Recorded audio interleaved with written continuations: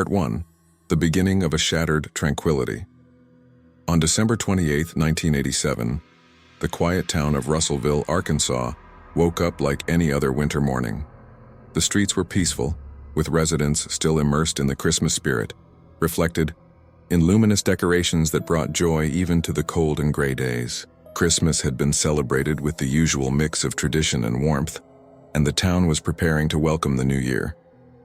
In this comfortable setting, children enjoyed their school break, playing by the warmth of their fireplaces and delighting in their newly received gifts. The atmosphere of serenity seemed unbreakable until that Monday, when an unexpected event turned the day into a tragic milestone. A man armed with a .22 caliber revolver walked through the streets of Russellville, opening fire on 4 commercial establishments. His violence was swift and deadly, shocking the local community. When he was finally captured, it was revealed that his rage was not confined to this isolated act. The events that came to light would put Russellville's name in global criminal headlines, unveiling a story steeped in abuse, control, vengeance, and a mass murder spree. This is the story of Ronald Simmons, a man whose life was marked by a devastating combination of domestic violence, isolation, and despair, culminating in one of the worst family and community tragedies in United States history. Ronald Simmons was born on July 15, 1940 in Chicago, Illinois, as the youngest child of Loretta and William Simmons. His father worked as a tractor inspector and his mother was a homemaker. Ronald had 2 older siblings, Robert and Nancy, and the family led a simple and ordinary life until William's unexpected death in 1943 from a stroke. The loss deeply affected the family, but Loretta quickly remarried, this time to William Griffin, a civil engineer for the U.S. Army Corps of Engineers. This decision brought financial stability, but also began a period of constant geographical instability. Griffin was transferred to Little Rock, Arkansas, and later to several other bases in the state, forcing the family to move frequently. These relentless moves left a profound impact on Ronald.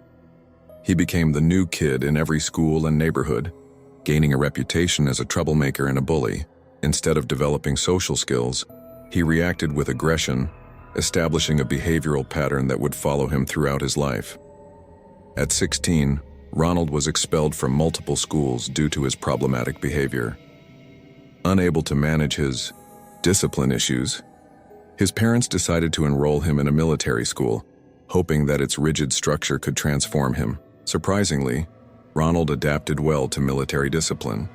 Under strict rules, his aggression was channeled into constructive goals, and he found satisfaction in an environment that valued control and hierarchy. However, this success came with a concerning trait. Ronald began to exhibit an obsessive desire for absolute control, something that would negatively influence his personal relationships and life outside the military. After completing his time at military school, Ronald chose not to return to conventional education. At 17, he dropped out and joined the United States Navy, seeking in the military's rigid structure a continuation of the lifestyle that provided him with a sense of power and purpose. It was at the Bremerton Naval Base in Washington that Ronald met Becky Ulibarri, an attractive and kind young woman with long, shiny black hair that gleamed under the light. Becky was a year younger than Ronald and had a warm personality, easily charming those around her. Ronald quickly fell for her and began courting her intensely. Their relationship progressed quickly, and soon Becky left her parents' home to follow Ronald when he was transferred to Clovis, New Mexico. Far from her family and completely dependent on Ronald, Becky accepted his marriage proposal. However, what could have been a happy union quickly turned into a relationship marked by control and manipulation. As soon as they married, Ronald began restricting Becky's social interactions. He dictated how she should dress, forbade her from wearing makeup, and limited her outings. He also severed all her ties with her family, isolating her completely. For Ronald, marriage was merely an extension of his desire for absolute control, and Becky became a direct victim of his tyranny. Part 2. Building a controlled home. After their marriage, Ronald Simmons quickly established a household completely dominated by his control. Becky, now isolated from her family and friends, became financially and emotionally dependent on her husband. Ronald dictated every rule, from how Becky should dress to when she could leave the house. He even monitored her mail, restricting her access to the mailbox and the telephone, leaving her increasingly disconnected from the outside world. Over the years, Ronald found another way to consolidate his control, by expanding the family. Between year 1960 and 1978, the couple had 7 children. The eldest was Ronald Jr., followed by Sheila, William, Loretta, Eddie, Marianne, and the youngest, affectionately called Little Becky. Ronald used the children as a means to further bind Becky to him, creating a cycle of dependency that extended to the next generation. Despite the facade of a large and united family, the reality was starkly different. Ronald was extremely abusive, both to Becky and the children. He frequently imposed disproportionate punishments, physically assaulting his children for trivial reasons, such as failing to empty an ashtray or delaying his meals by a few minutes. Becky, for her part, tried to shield the children but also suffered constant abuse, living in a state of perpetual fear. Among the children, Sheila, the second oldest, seemed to be the only one spared from Ronald's regular punishments. However, the favoritism he showed her had a disturbing undertone. Ronald's behavior toward Sheila went beyond normal parental affection, taking on obsessive tones. He exhibited an unhealthy interest in her that eventually became a dark family secret. Visits from relatives were rare, and friends were virtually non-existent. Ronald kept the family completely isolated, forbidding external interactions. The Simmons household was a closed environment where any attempt to contact the outside world was tightly controlled by Ronald. This made it difficult for relatives or acquaintances to grasp the severity of what was happening within the home. However, during one of the rare visits from relatives, Becky's sister, Matilda, noticed something unsettling. During a Christmas dinner, Sheila, who was about 15 years old at the time, sat on Ronald's lap in a way that seemed inappropriate for a girl her age. Noticing her father's bad mood, Sheila tried to cheer him up by giving him a kiss on the lips, an act that left Matilda alarmed. While she watched in shock, Becky and the other children remained impassive, as if this behavior was entirely normal. This episode made it clear that Ronald's abusive behavior was not limited to physical violence. His obsession with control and dominance also extended to emotional and psychological aspects, creating a toxic environment for everyone around him. Professionally, Ronald had a long and successful career in the military, where he served as a master sergeant. During his 21 years in the armed forces, he received several honors, including the Bronze Star Medal and the Republic of Vietnam Gallantry Cross. He was also recognized for his excellent marksmanship, earning the Air Force Small Arms Marksmanship Ribbon. Despite his military success, Ronald never managed to balance the strictness of his professional life with his domestic one. On one hand, military discipline helped him maintain control at home. On the other, it fueled his need for absolute power, which he enforced with an iron fist. In 1979, at the age of 39, Ronald retired from the military. Around this time, he gathered the family for a meeting and announced that changes would be made. Without providing details, he stated that the family structure would undergo transformations and that he would not tolerate any questions. The younger children didn't understand the meaning of his words, but the older ones, including Sheila, realized he was referring to the baby she was expecting, the result of an incestuous relationship with her father. The revelation that Sheila was pregnant with Ronald's child shocked the family but also left them paralyzed. The physical and psychological abuse had been so extreme that no one felt capable of confronting him. Jean, the oldest son, tried to help his sister by anonymously reporting her pregnancy to her school counselor. After several sessions, Sheila finally admitted that the father of her baby was Ronald. Although Sheila was removed from the house and placed in a foster home, the intervention brought no legal consequences for Ronald, which only enraged him further. He exerted even greater control over the remaining children, restricting their activities and even limiting their access to basic materials like pencils and paper. Meanwhile, Becky began seriously considering the possibility of leaving her husband. After years of abuse and isolation, She knew that escaping wouldn't be easy, but she was determined to find a way out. Part 3. Isolation and escalating control. After Sheila was placed in foster care, Ronald Gene Simmons intensified his control over the remaining family members. He became increasingly paranoid and watchful, fearing that other children might follow Sheila's example. Ronald began imposing even stricter rules at home, creating an oppressive and stifling environment. The younger children, who still attended school, were not allowed to participate in any extracurricular activities. Playing in the yard, watching television, or even drawing were strictly prohibited. Ronald believed that any form of self-expression or interaction with the outside world could pose a threat to his absolute dominance. Becky, on the other hand, lived in a constant state of tension. Despite dreaming of freedom, she knew that escaping Ronald would be an extraordinarily difficult task. She had no friends, no financial resources of her own, and was completely dependent on her husband. Ronald was manipulative and reinforced his power with threats, often reminding Becky of his military connections and claiming he could find her anywhere. In this atmosphere of fear, the older children began to rebel. Gene, the eldest son, was the first to defy his father. Determined to build a life free from Ronald's control, he left home and got a job to support himself. Although he was physically free, Gene maintained contact with his mother and siblings, doing everything he could to help them. Sheila, now living in foster care, also began to rebuild her life. Despite the trauma she had endured, she resumed her studies and eventually found comfort in a new relationship. Her boyfriend, Dennis McNutty, was a kind and protective man who helped her face the scars left by years of abuse. Ronald, however, could not accept losing control over his older children.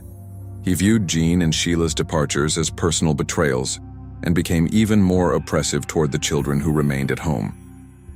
In a bid to isolate the family further, he abruptly moved them to Arkansas, where he believed he could shield them from outside influences and maintain his grip over them. In Arkansas, the family settled in a remote area known as Mockingbird Hill, approximately 15 miles from the town of Dover. The property consisted of 2 trailers strategically arranged to keep the residents isolated from the outside world.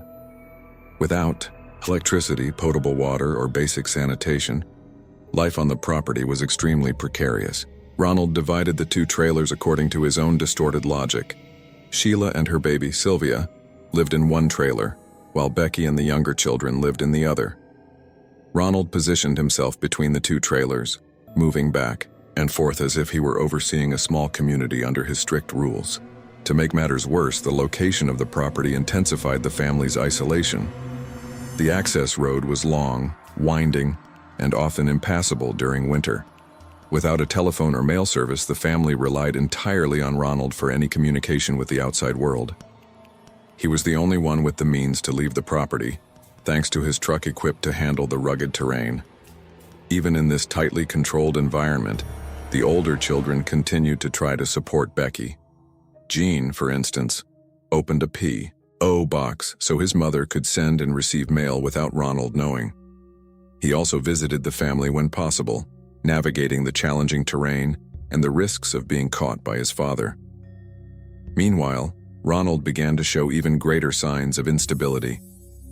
He struggled to keep jobs and was frequently fired due to his abusive and misogynistic behavior. At one of his jobs, he developed an unhealthy obsession with a young coworker named Kathy Kendricks, whom he constantly harassed. Ronald's behavior toward Kathy became the final straw, leading to yet another dismissal. This added to his growing frustration and rage. While Ronald spiraled deeper into his anger and obsessions, Becky finally began formulating a concrete plan to escape. She knew she couldn't do it alone. She needed the support of her older children, who had already managed to free themselves from Ronald's control.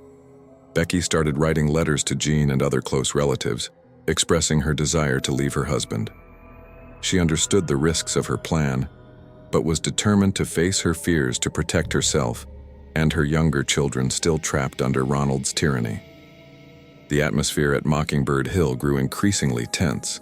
Ronald, suspicious of Becky's intentions, further restricted her freedoms, forbidding her from leaving the property alone, even for simple errands like grocery shopping. Despite this, Becky remained resolute. keeping her hope alive through the emotional support of her older children. Part 4. The beginning of the end. At Mockingbird Hill, the situation became unbearable.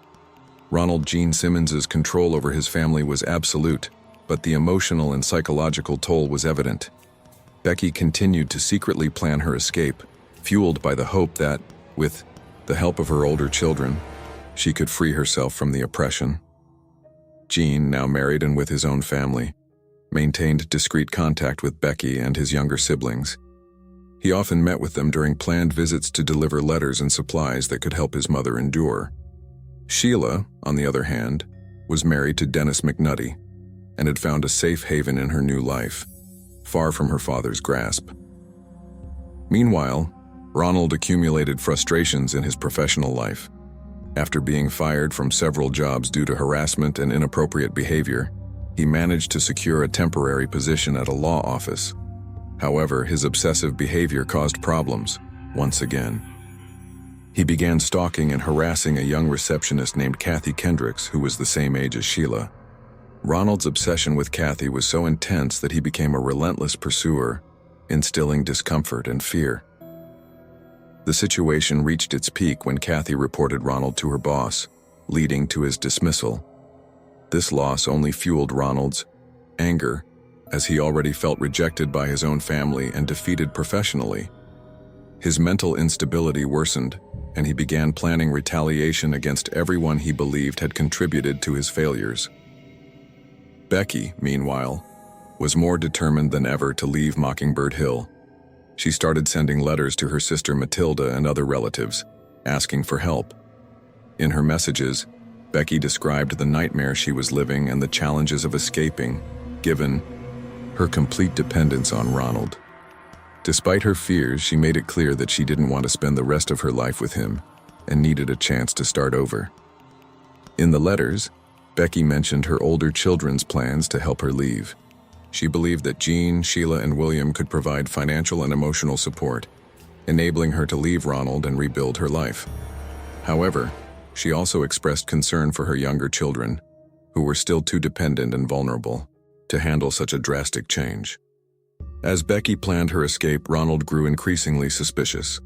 He tightened his control over her movements, forbidding her from leaving the property alone. Even simple errands like grocery shopping had to be supervised by him. This constant surveillance made any attempt to flee even more difficult. At the end of 1987, Becky had the idea to gather the family for the holidays. She hoped that bringing all her children together could be a moment of unity and perhaps an opportunity to finally put her plan into action. Ronald agreed to the idea, seemingly unaware of her intentions.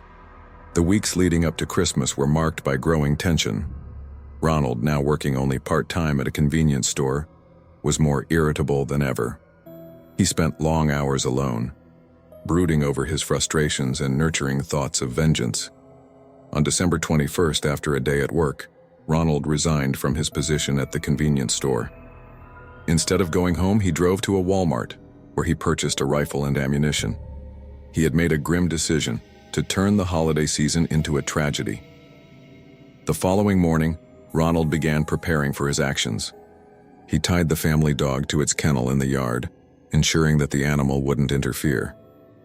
Then he sat in the living room and waited for the right moment to begin his plan.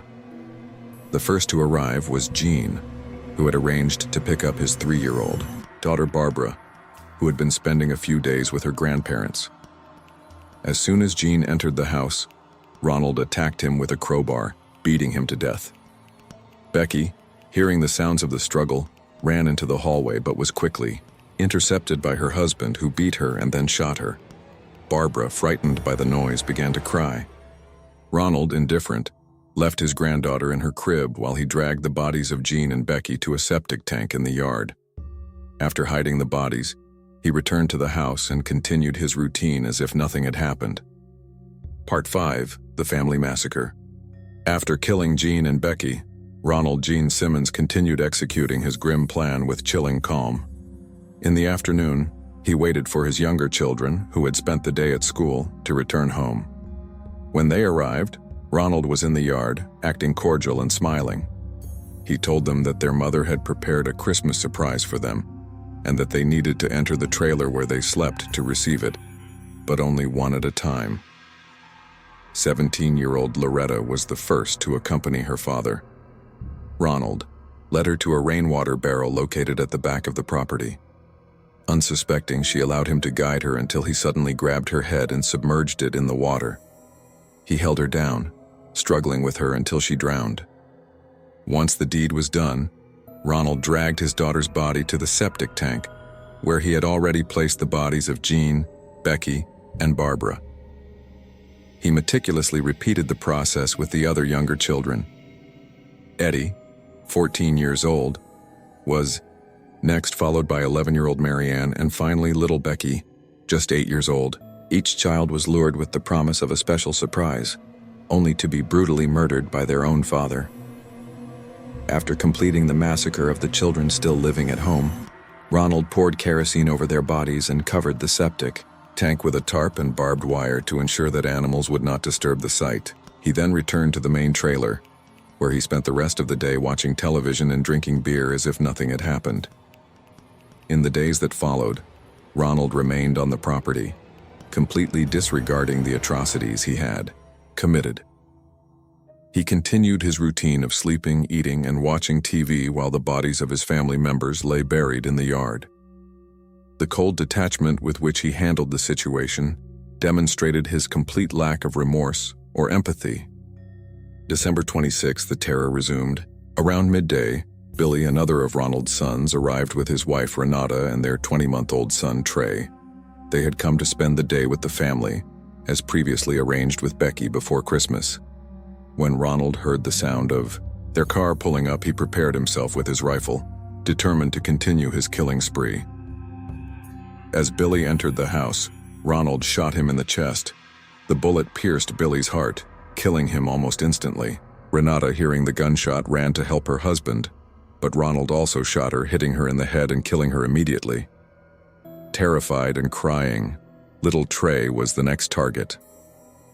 Ronald grabbed him and carried him to the same rainwater barrel he had used to drown his other children. He held the toddler upside down until the boy stopped moving. Afterward, Ronald brought the bodies of Billy, Renata, and Trey into the house, arranging them in the living room as if they were part of a macabre exhibit. Later that day, Sheila arrived with her husband Dennis, their 6-year-old daughter Sylvia, and Michael, their 21-month-old son.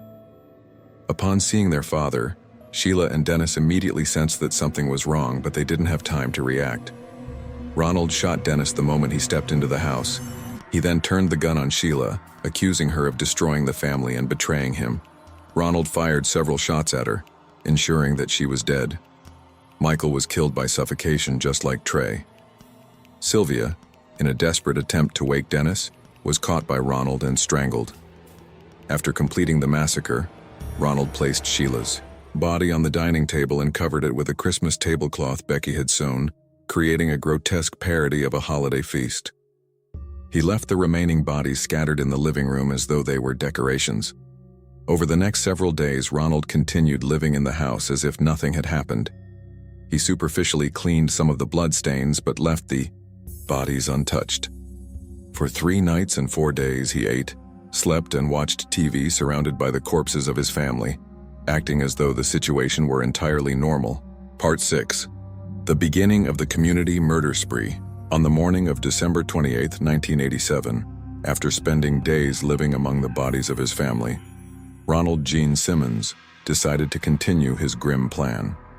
He got dressed, loaded his weapons, and drove to Russellville to target those he considered responsible for his frustrations and failures in life. His first stop was the law office where he had worked and been fired for inappropriate behavior.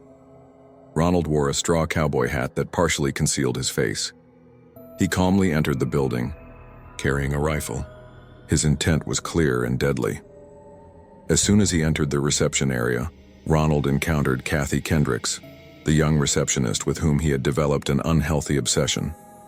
Without hesitation, he pointed the gun at Kathy and fired.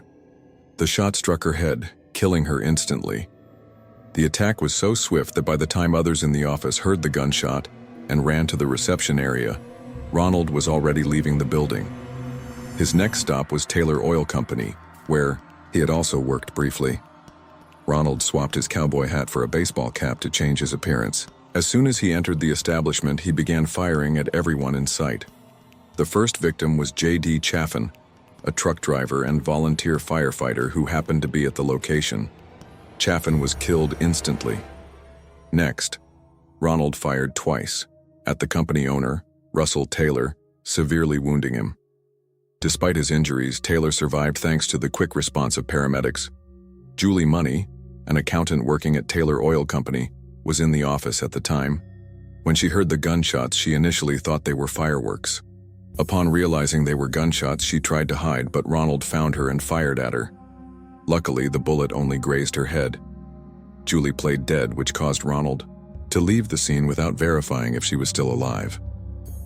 Returning to his car, Ronald drove to a third target, a convenience store where Rebecca Woolery, another former co-worker, worked. Upon entering the store, he walked directly to the counter where Rebecca was standing and shot her in the chest.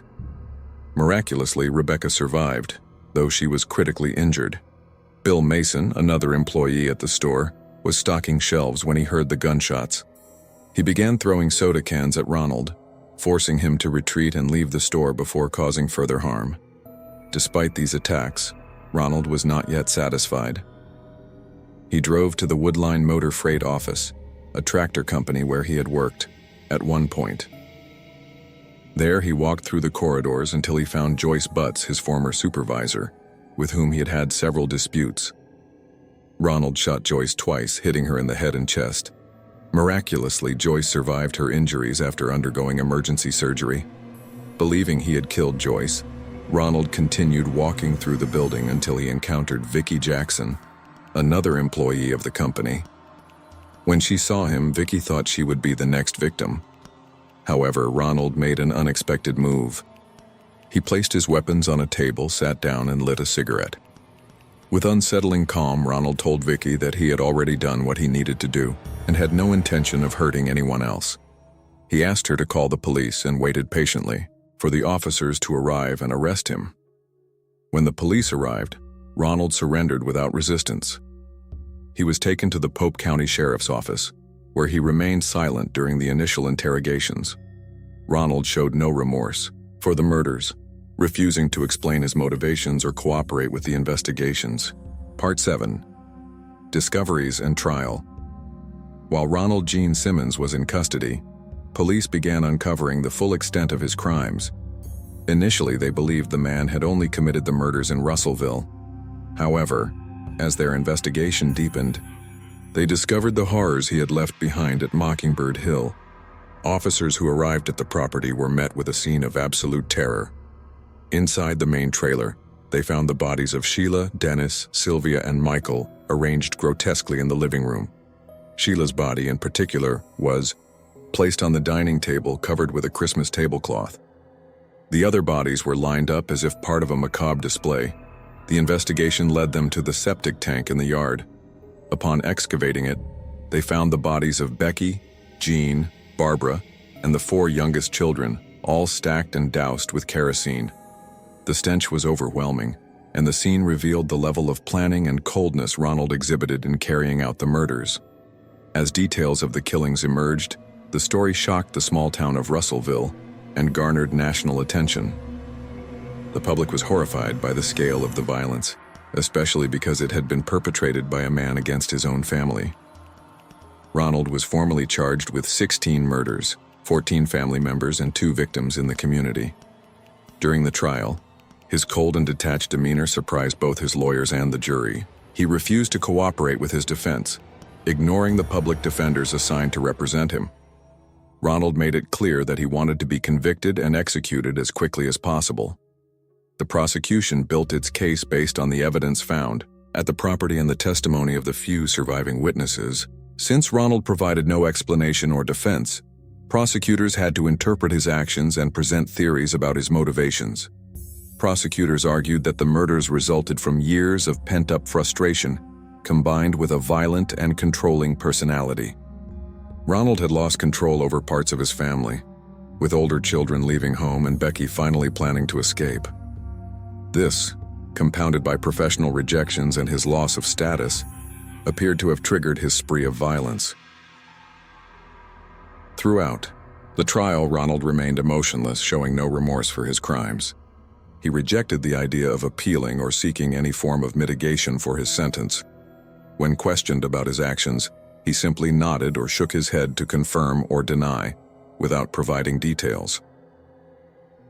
On February 10, 1989, Ronald Gene Simmons was found guilty of all the murders. The jury recommended the death penalty, a decision Ronald accepted without contest.